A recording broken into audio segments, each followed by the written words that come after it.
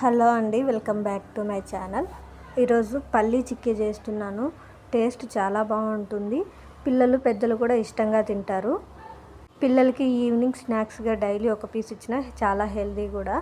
దీనికోసం అయితే ముందుగా పల్లీలు తీసుకునేసి మంటను లో ఫ్లేమ్లో పెట్టుకొని పల్లీల్ని కలుపుతూ బాగా ఫ్రై చేసుకోవాలి.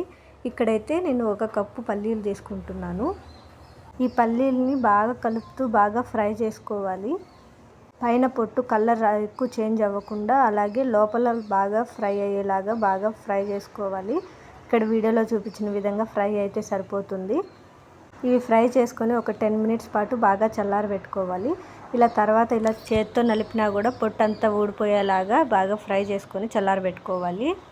తర్వాత ఇలా పప్పు గెత్తి తీసుకొని గింజల్ని బాగా అదుముకుంటూ పైన పొట్టు పోయి అలాగే గింజ 2గా సపరేట్ అయ్యేలాగా బాగా వత్తుకోవాలి. ఇక్కడ వీడియోలో చూస్తున్నట్టయితే పప్పు అయితే 2గా సపరేట్ అయింది, అలాగే పొట్టు కూడా ఊడిపోయింది. తర్వాత ఇలాంటి గరిటె తీసుకునేసి పైన పొట్టు అంతా తీసేసుకోవాలి. ఈజీగా తీసుకోవచ్చు. ఇలా పొట్టునంతా సపరేట్ చేసేసుకునేసి ఒక ప్లేట్లోకి తీసేసుకోవాలి పప్పులనంతా.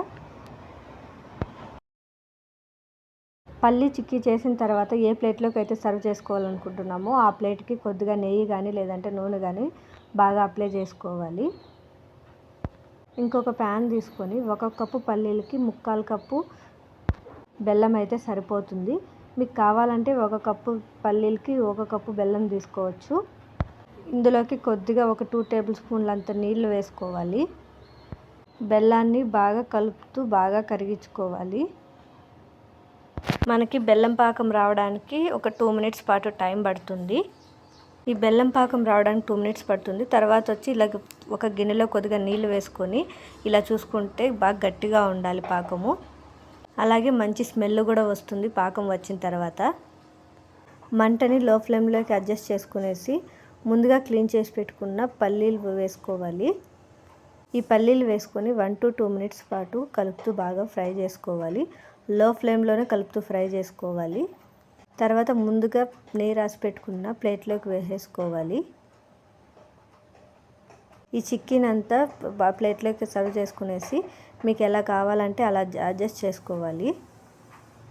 మీకు కావాలంటే కొద్దిగా నెయ్యి కానీ నీళ్ళు కానీ వేసుకొని చిన్న చిన్న ఉండలుగా చేసుకోవచ్చు, లేదంటే ఇలా చిక్కీలాగా కూడా చేసుకోవచ్చు.